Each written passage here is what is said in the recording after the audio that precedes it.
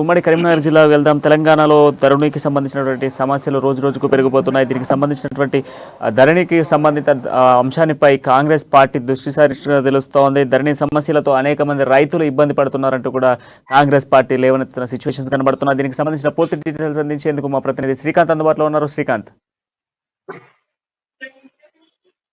Good evening Pranay.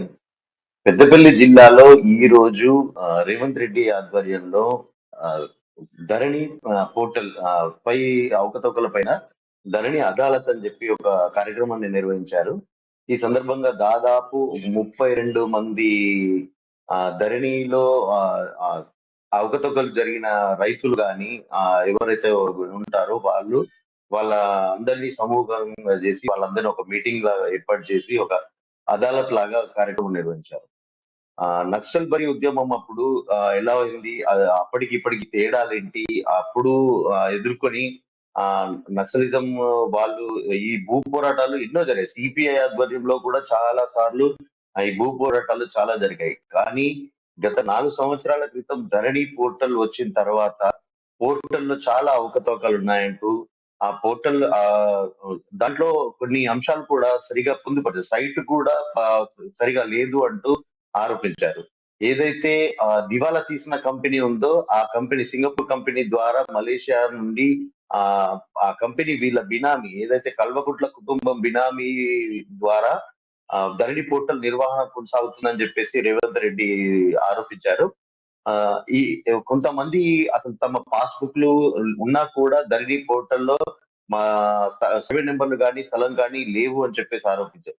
మరికొంతమందికి తమకు అన్ని ఉన్నా కూడా రైతు బంధు లాంటి లబ్ధి మాత్రం జరగట్లేదు అని చెప్పేసి బాధితులు కాంగ్రెస్ పెద్దలకు అప్పట్లో జయరాం రమేష్ ఏదైతే ల్యాండ్ అక్విజిషన్ రూపకల్పన చేశారు, జయరాం రమేష్ ల్యాండ్ అక్విజిషన్ రూపకర్త, వాళ్ళు అప్పట్లో ప్రభుత్వాన్ని ఏదైతే అసెట్ భూములు ఉంటాయో ఆ అసెట్ భూములకు సంబంధించి పేదలకు చెందాలి అని చెప్పేసి వాళ్ళు ఒక రూపకల్పన చేసి చాలా మందికి, అంటే ఇప్పుడు ఏదైతే ఈ రోజు సుల్తాన్పూర్ గ్రామంలో పెద్దపల్లి జిల్లాలో సుల్తాన్పూర్ లో ఈ కార్యక్రమం తీసుకున్నారు.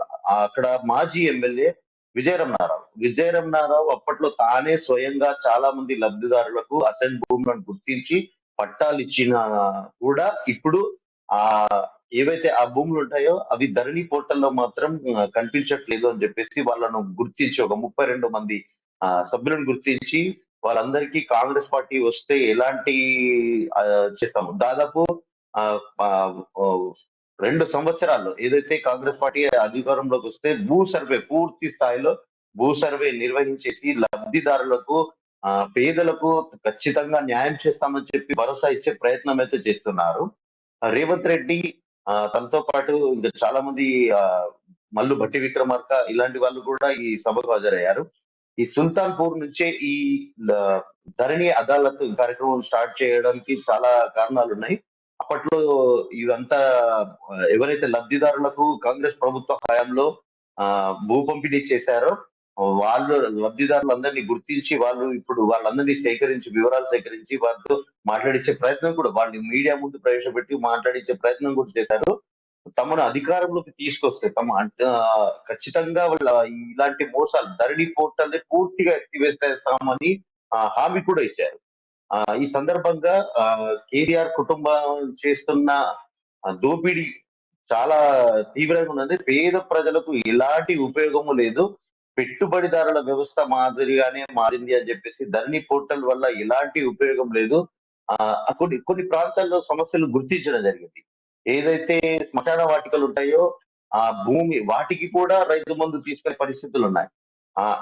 ఇట్లాంటి అంటే భూ సమస్యలు చాలా పెరిగాయి. ధరణి పోర్టల్ మొదలైనప్పటి నుంచి కూడా భూ సమస్యలు విపరీతంగా పెరిగాయని తమ దృష్టికి వచ్చినట్టు తాము అధికారంలోకి వచ్చాక మాత్రం మేము తప్పకుండా ధరణి పోర్టల్ తొలగించేసి పేద ప్రజలకు న్యాయం జరిగేలా చూస్తామని హామీ అయితే ఇచ్చారు. Right, thank you Srikanth.